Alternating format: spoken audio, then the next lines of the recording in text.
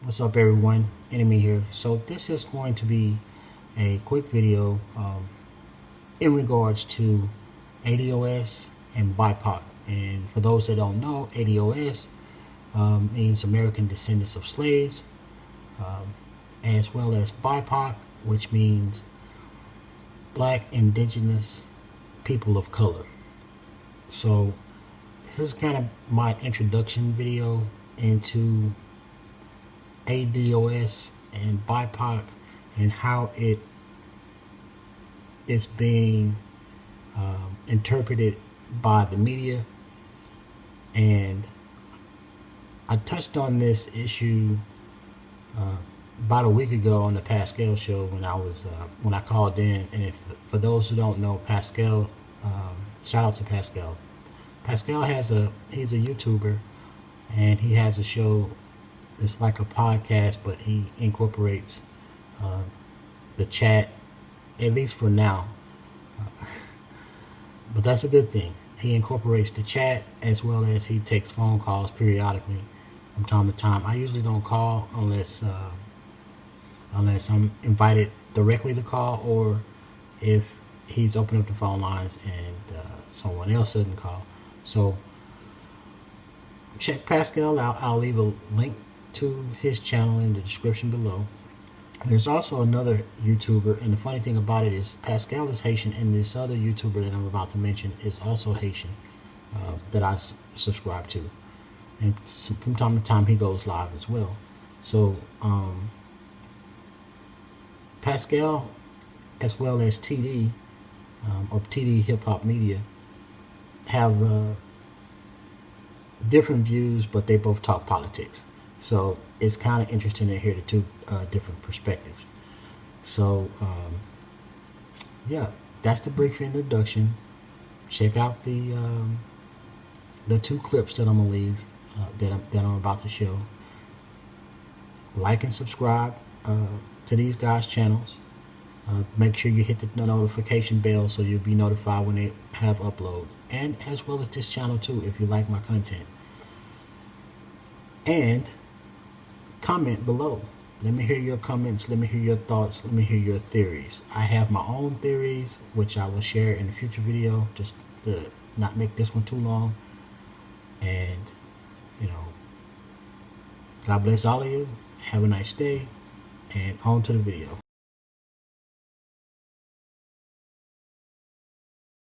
That's just the way that the video clip is. And so now we have a whole campaign getting several campaigns, by the way. We have identified at least 5 existing campaigns that are focused on getting Black people to do only one thing, not vote for the Democrats. And can you name one of those 5 campaigns? I mean, we put up from the report that you're saying that there's a conversation about reparations that has to do with it.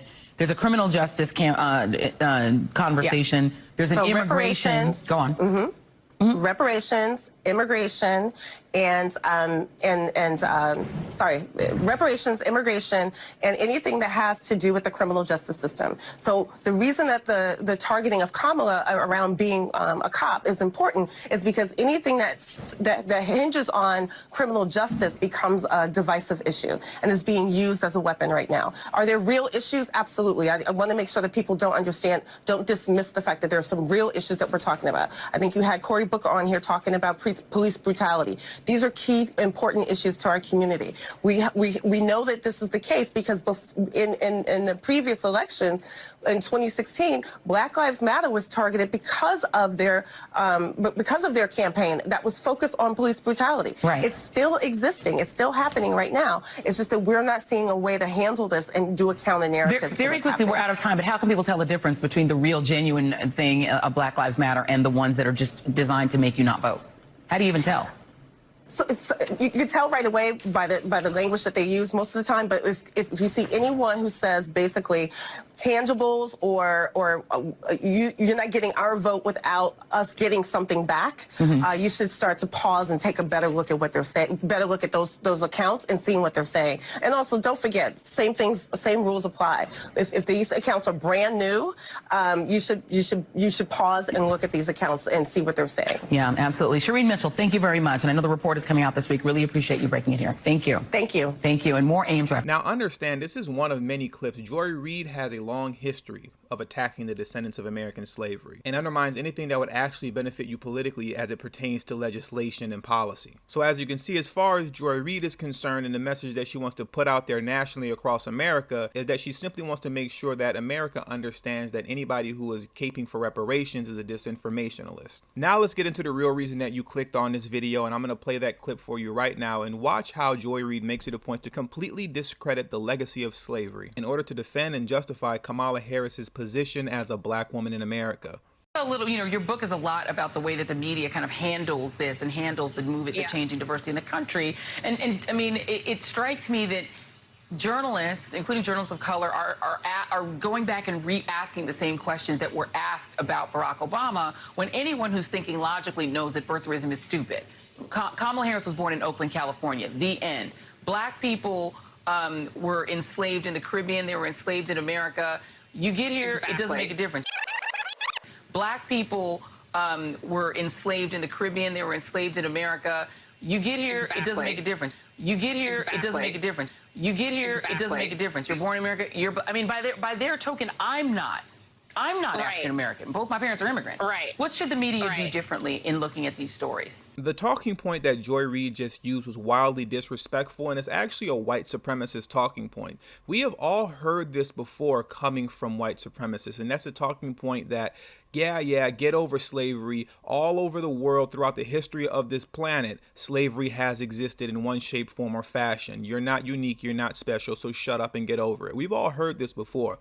Joy Reid literally used that same talking point and flipped it to say, yeah, you stupid descendants of American slavery. There was slavery all over the place. There was slavery in Jamaica, there was slavery in Haiti, there was slavery in the Bahamas, there was slavery in Central America. So since all of those countries had African slaves, that means the legacy that you have here in this country doesn't mean anything. They literally just told you it's all the same. Your legacy in America, your heritage, your history means nothing. And that's wildly disrespectful. And the reason that's disrespectful is this.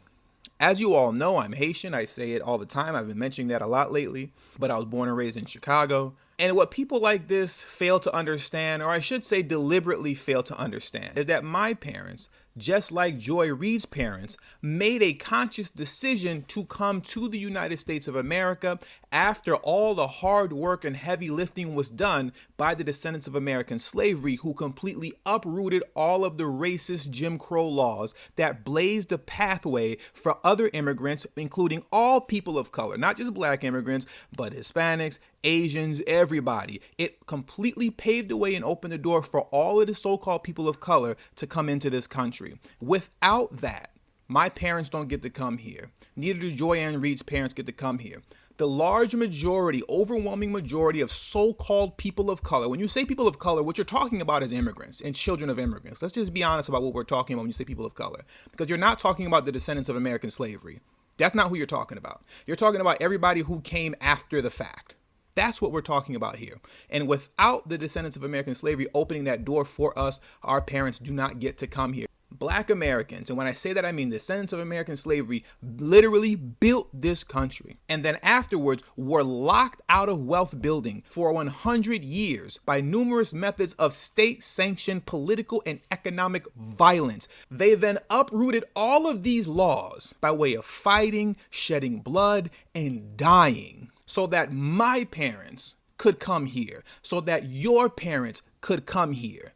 Your parents and my grandparents, they came here after the fact. They came here after all of the heavy lifting was done. They came here after all of the bloodshed was finished. They came here after all of the dead black bodies. And when I say dead black bodies, I mean the descendants of American slavery. After all of the dead black bodies were buried, that's when they showed up. And as it pertains to black immigrants, the large majority of black immigrants did not show up to the United States until the late 80s and 90s. That's when you all came. You didn't even come when my parents parents came. My mother came here sometime in the 70s and my father came here sometime, I believe, in the mid-late 60s, okay? The majority of your parents did not even come here until the late 80s and 90s. That's when you all got here. You came late to the party. As a matter of fact, the party was already over by the time you got here.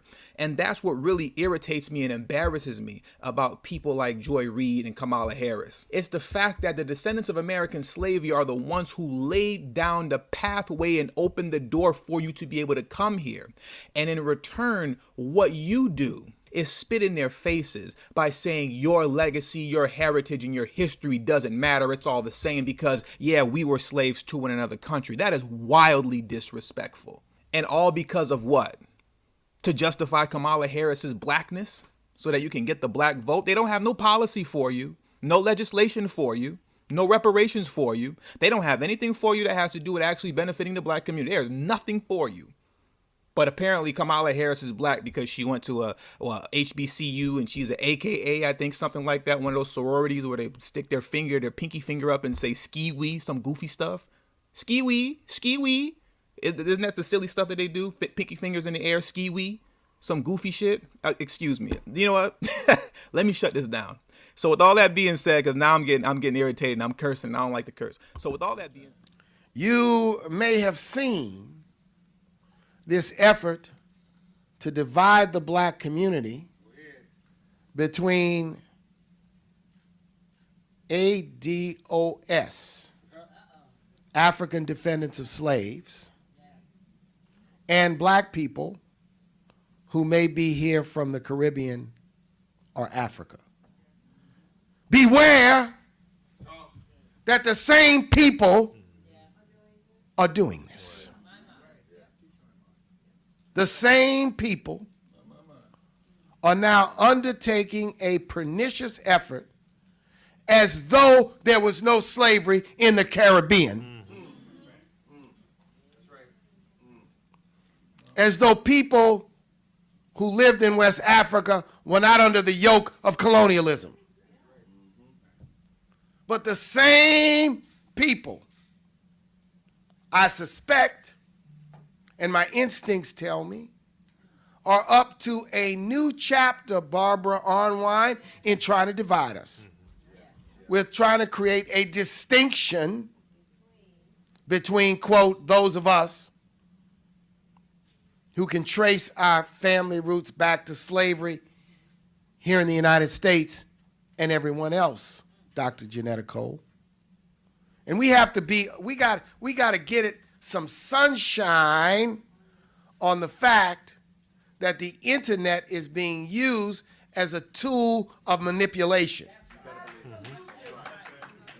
Well-funded, highly financed.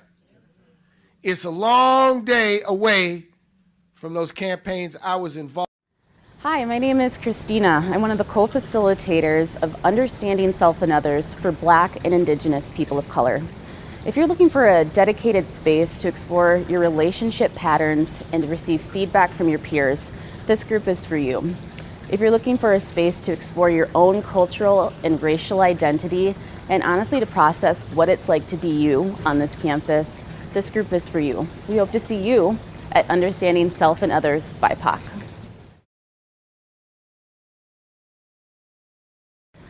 Hi, my name is Christina. I'm one of the co-facilitators of Understanding Self and Others for Black and Indigenous people of color. If you're looking for a dedicated space to explore your relationship patterns and to receive feedback from your peers, this group is for you. If you're looking for a space to explore your own cultural and racial identity and honestly to process what it's like to be you on this campus, this group is for you. We hope to see you at Understanding Self and Others BIPOC.